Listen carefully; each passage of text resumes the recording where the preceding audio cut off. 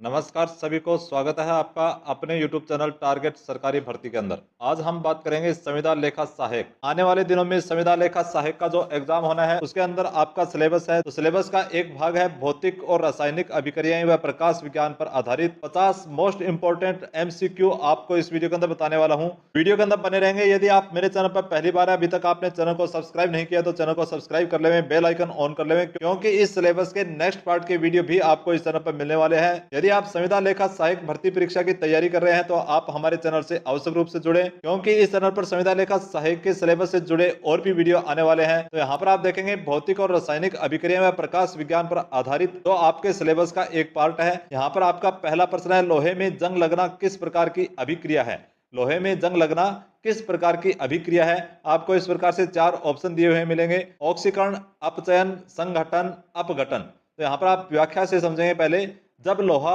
वायुमंडलीय ऑक्सीजन और जल के संपर्क में आता है तो वह Fe2O3 XH2O जंग में बदल जाता है। यह एक ऑक्सीकरण प्रक्रिया है जिसमें ऑक्सीजन का जुड़ाव होता है। उदाहरण के लिए यहाँ पर देखेंगे, पुराने लोहे की रेलिंग या पाइप पर लालिमा युक्त परत का बनना। तो यहाँ पर आपका सही आंसर क्या होगा। यदि आपको पहले से जानकारी है तो आप कमेंट बॉक्स में लिख दें और मिलान कीजिए आपका यहाँ पर सही आंसर क्या होगा। तो आपने कमेंट बॉक्स में लिख दिया होगा। अब आप यहाँ पर मिलान कीजिए आपका यहाँ पर सही आंसर क्या होगा। यहाँ पर आपका सही आंसर होगा ऑप्शन ए, ऑक्सीकरण। नेक्स्ट प्रश्न देखेंगे, निम्नलिखित में कौन रासायनिक परिवर्तन है। पानी का वाष्प बनना, बर्फ का पिघलना, दूध का दही बनना, नमक का घुलना।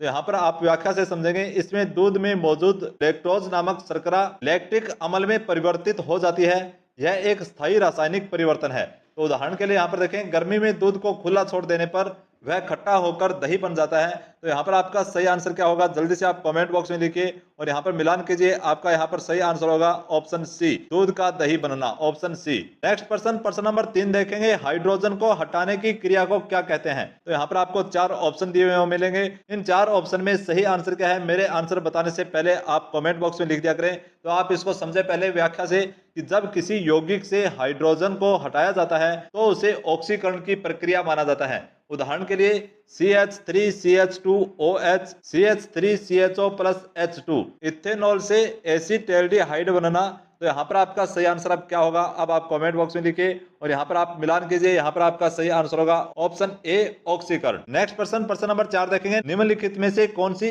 अपचयन की अभिक्रिया है। यहाँ पर आपको 4 ऑप्शन मिलेंगे। इन 4 ऑप्शन में से आपका सही आंसर क्या होगा। तो यदि आपको पहले से आता हो तो कमेंट बॉक्स में लिखें और मेरे आंसर बताने के बाद मिलान करेंगे। यहाँ पर आपका सही आंसर क्या होता है। देखिए, अपचयन वह प्रक्रिया है जिसमें कोई पदार्थ इलेक्ट्रॉन ग्रहण करता है या हाइड्रोजन प्राप्त करता है। तो यहाँ पर उदाहरण के लिए देखेंगे, क्लोरीन इलेक्ट्रॉन ग्रहण कर क्लोराइड आयन बनाता है। तो यहाँ पर आपका सही आंसर क्या होगा। यहाँ पर आपका सही आंसर होगा ऑप्शन डी, दोनों बी और सी, यानी बी और सी ये दोनों होगा, इलेक्ट्रॉन ग्रहण करना, हाइड्रोजन प्राप्त करना। नेक्स्ट प्रश्न देखेंगे, प्रश्न नंबर 5 है, निम्न में से कौन सी क्रिया भौतिक परिवर्तन है। निम्न में से कौन सी क्रिया भौतिक परिवर्तन है। तो यहाँ पर आपका सही आंसर क्या होगा, इसमें केवल अवस्था में परिवर्तन होता है, रासायनिक संरचना H2O वही रहती है। उदाहरण के लिए, बर्फ पिघल कर पानी बन जाती है और पुनः जम सकती है। तो अब आप बताइए यहाँ पर आपका सही आंसर क्या होगा। तो यहाँ पर आपका सही आंसर होगा ऑप्शन बी, पानी का बर्फ बनना, ऑप्शन बी। नेक्स्ट प्रश्न नंबर 6 देखेंगे, धातु की विशेषता क्या है। यहाँ पर आपका option A B C D के अंदर सही आंसर क्या होगा। तो यहाँ पर आप देखें, धातुएं तन्य, खींचकर तार बनाने योग्य, चमकदार और विद्युत व ऊष्मा के चालक होती है। उदाहरण के लिए जैसे तांबा, लोहा, एल्यूमिनियम। तो यहाँ पर आपका सही आंसर होगा ऑप्शन सी, तन्य व चमकदार, ऑप्शन सी, तन्य व चमकदार। तन्य का मतलब है खींचकर तार बनाने योग्य। तो धातु की विशेषता क्या होगी, तन्य व चमत्कार।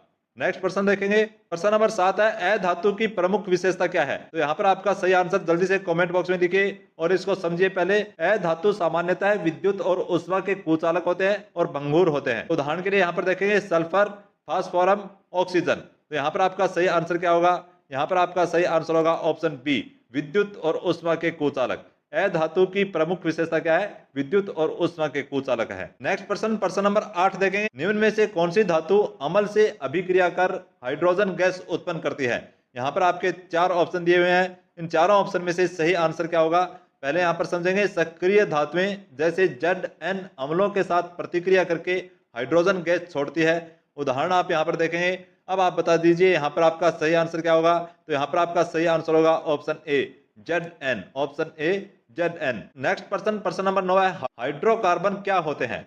हाइड्रोकार्बन क्या होते हैं, यहाँ पर आपका सही आंसर क्या होगा option A B C D के अंदर। यहाँ पर देखिए हाइड्रोकार्बन केवल कार्बन और हाइड्रोजन परमाणुओं से मिलकर बने होते हैं। उदाहरण के लिए CH4 मीथेन और C2H6 इथेन। तो उदाहरण आपको मैंने बताया मीथेन और इथेन।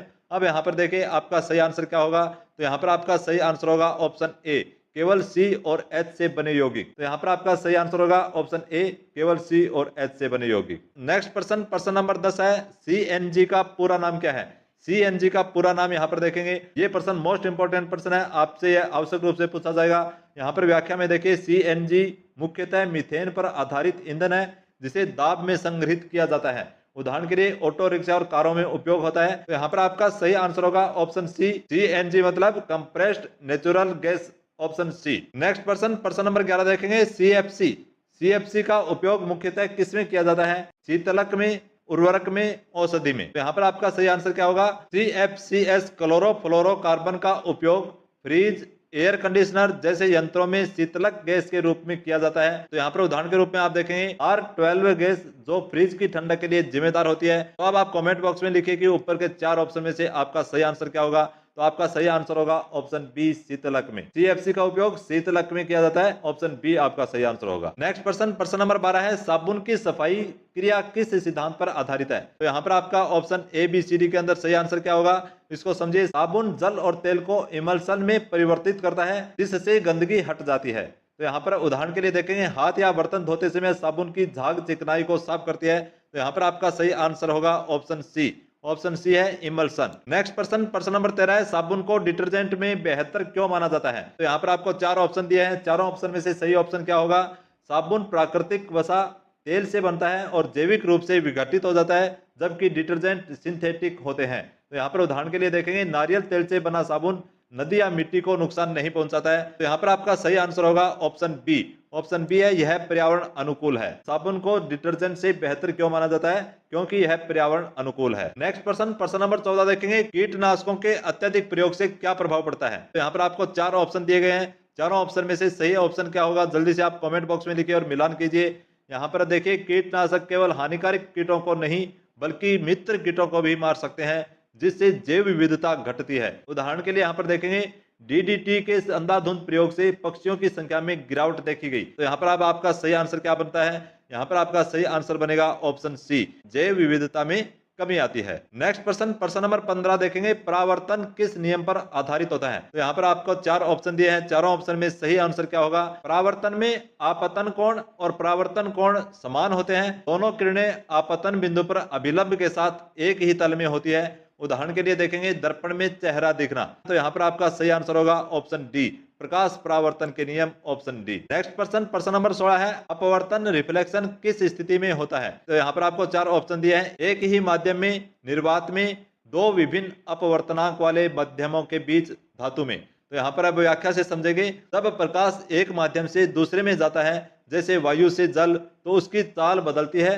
जिससे दिशा में परिवर्तन होता है। उदाहरण के लिए यहाँ पर देखें पानी में रखा तिनका मुड़ा हुआ दिखाई देना। तो यहाँ पर अब आपका सही आंसर क्या होगा, यहाँ पर आपका सही आंसर होगा ऑप्शन सी 2 विभिन्न अपवर्तनांक वाले मध्यमों के बीच। नेक्स्ट प्रश्न नंबर 17 है मायोपिया निकट दृष्टि दोष में क्या होता है। मायोपिया यानी निकट दृष्टि दोष में क्या होता है, दूर की वस्तु नहीं दिखती है, पास की वस्तु नहीं दिखती है, सब कुछ धुंधला, रात में दिखना बंद। तो यहाँ पर व्याख्या से समझेंगे इस दोष में प्रकाश की किरणें रेटिना के पहले फोकस हो जाती है जिससे दूर की वस्तु धुंधली दिखाई देती है। तो यहाँ पर उदाहरण के लिए देखेंगे छात्र को कक्षा में ब्लैक बोर्ड न दिखना। मायोपिया निकट दृष्टि दोष में क्या होता है, तो यहाँ पर आपका ऑप्शन ए सही होगा, दूर की वस्तु नहीं दिखती। तो निकट दृष्टि दोष में दूर की वस्तु नहीं दिखती है, तो यहाँ पर आपका ऑप्शन ए सही होगा। नेक्स्ट प्रश्न नंबर 18 है मायोपिया को किस लेंस में सुधारा जाता है। मायोपिया यानी निकट दृष्टि दोष किस लेंस में सुधारा जाता है, उत्तल लेंस, अवतल लेंस, बेलनाकार लेंस, प्लेन लेंस। तो पहले इसको समझिए, अवतल लेंस प्रकाश की किरणों को फैलाता है जिससे वे ठीक रेटिना पर फोकस होती है। तो यहाँ पर उदाहरण के लिए देखेंगे माइनस नंबर के चश्मे। तो माइनस नंबर के चश्मे, यहाँ पर आपका सही आंसर क्या होगा, अब आप कमेंट बॉक्स में लिख करके बता दीजिए। यहाँ पर आपका सही आंसर होगा ऑप्शन बी अवतल लेंस। हाइपरमेट्रोपिया में कौन सी समस्या होती है। हाइपरमेट्रोपिया में कौन सी समस्या होती है, रात में दृष्टि समस्या, पास की वस्तु धुंधली दिखती है, दूर की वस्तु धुंधली होती है, केवल एक आंख से दिखता है। तो यहाँ पर पहले इसको समझें, इस दोष में रेटिना के पीछे छवि बनती है जिससे पास की वस्तुएं स्पष्ट नहीं दिखती है। उदाहरण के लिए वृद्ध व्यक्ति को अखबार पास से न पढ़ पाना। तो यहाँ पर अब आपका सही आंसर क्या होगा? यहाँ पर आपका सही आंसर होगा ऑप्शन बी। ऑप्शन बी है, पास की वस्तु धुंधली दिखती है। तो हाइपरमेट्रोपिया में कौन सी समस्या होती है? पास की वस्तु धुंधली दिखाई देती है, ऑप्शन बी। नेक्स्ट प्रश्न नंबर 20 है, हाइपरमेट्रोपिया में किस प्रकार का लेंस प्रयोग होता है? अवतल लेंस, बेलनाकार लेंस, उत्तल लेंस, प्लेन लेंस। तो यहाँ पर इसको समझे पहले। उत्तल लेंस प्रकाश किरणों को संकेंद्रित करता है, जिससे छवि सही स्थान रेटिना पर बनती है। उदाहरण यहाँ पर देखेंगे प्लस नंबर का चश्मा। तो यहाँ पर आपका सही आंसर क्या होगा? तो यहाँ पर आपका सही आंसर होगा ऑप्शन सी। ऑप्शन सी है उत्तल लेंस। हाइपरमेट्रोपिया में किस प्रकार का लेंस प्रयोग होता है? उत्तल लेंस प्रयोग होता है, ऑप्शन सी। नेक्स्ट प्रश्न 21 नंबर प्रश्न देखेंगे, विद्युत धारा की इकाई क्या है? वोल्ट, ओम, एम्पियर, वाट। तो यहाँ पर इसको समझे पहले। विद्युत धारा वह दर है जिस पर आवेश प्रवाहित होता है। इसकी एसआई इकाई एम्पियर होती है।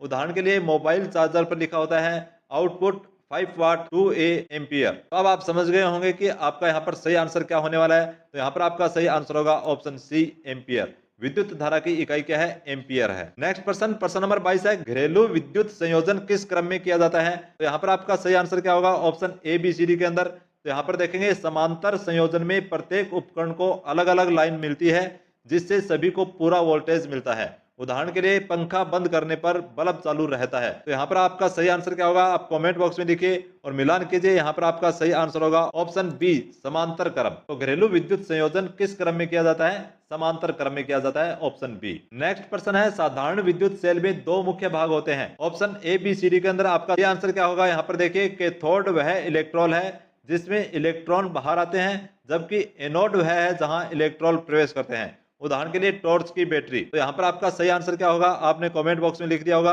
अब आप मिलान कीजिए। यहाँ पर आपका सही आंसर होगा ऑप्शन ए, कैथोड और एनोड। तो साधारण विद्युत सेल में दो मुख्य भाग होते हैं। कौन से होते हैं? कैथोड और एनोड। नेक्स्ट प्रश्न नंबर 24 है, विद्युत जनरेटर का मुख्य कार्य क्या है? ए बी सी डी के अंदर यहाँ पर आपका सही आंसर क्या होगा?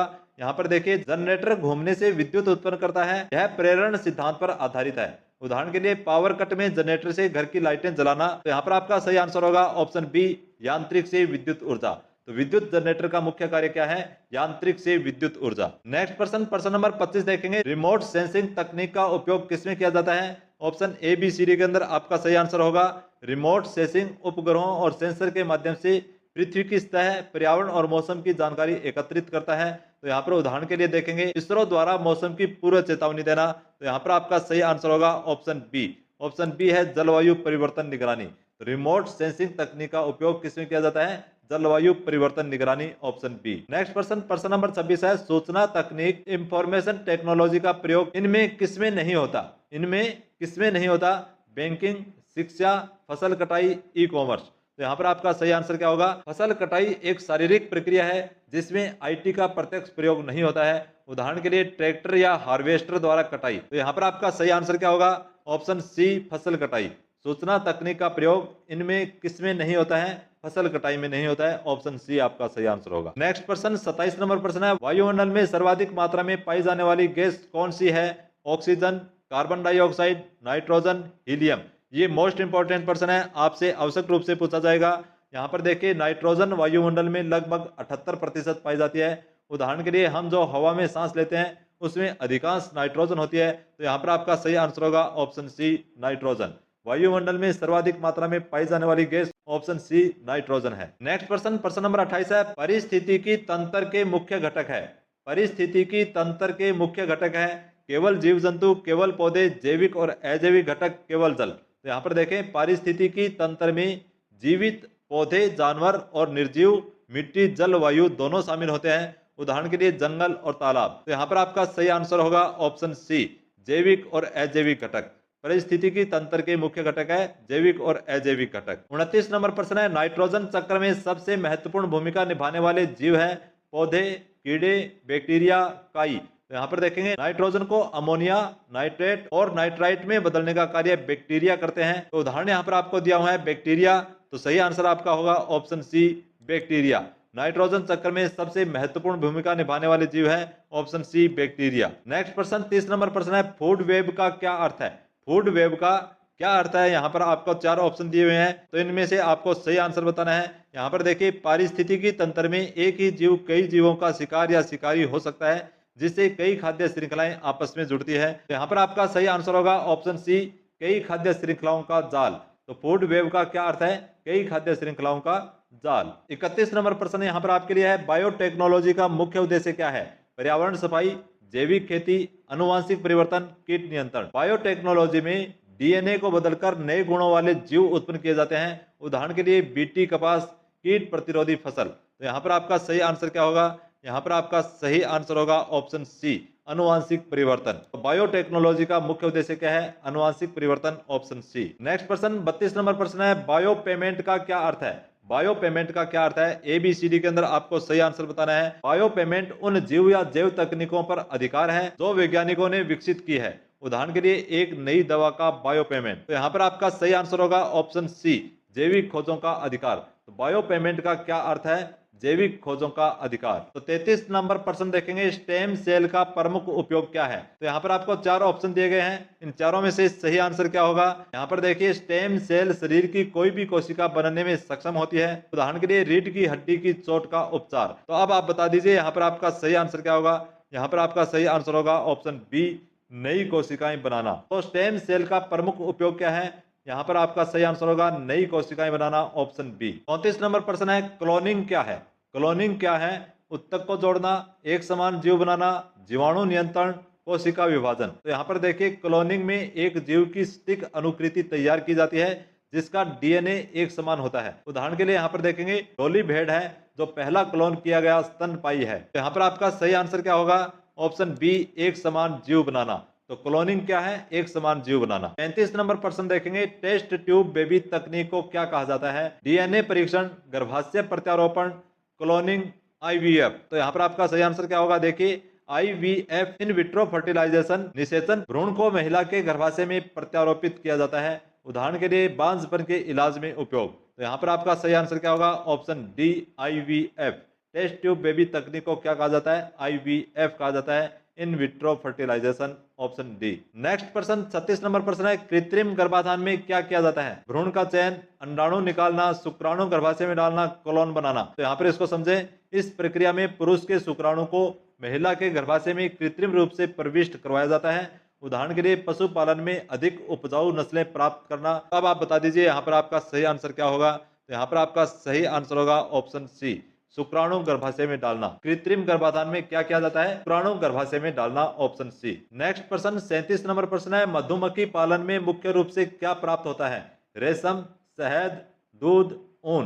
तो ये प्रश्न सबको आता होगा, जल्दी से कमेंट बॉक्स में लिखिए। मधुमक्खियां फूलों से पराग और रस लेकर शहद बनाती है।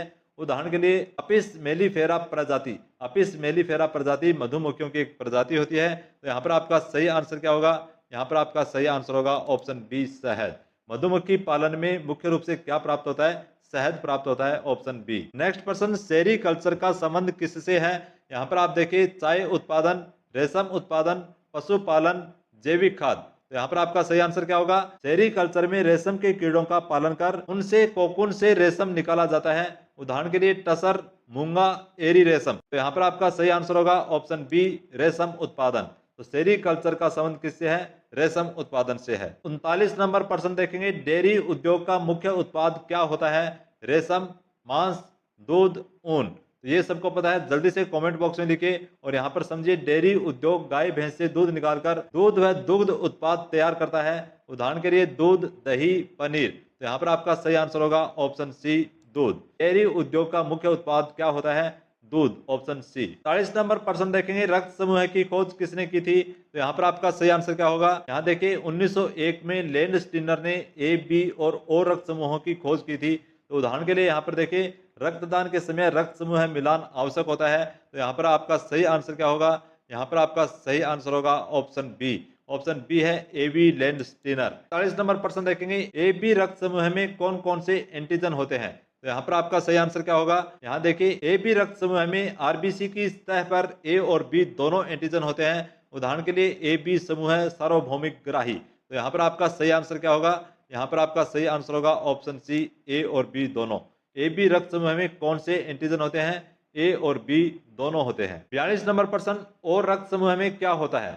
O रक्त समूह में क्या होता है? यहाँ पर देखिए, O रक्त समूह की RBC पर A या B कोई भी एंटीजन नहीं होता है। उदाहरण के लिए यहाँ पर देखेंगे, इसलिए यह सार्वभौमिक दाता होता है। तो यहाँ पर आपका सही आंसर क्या होगा?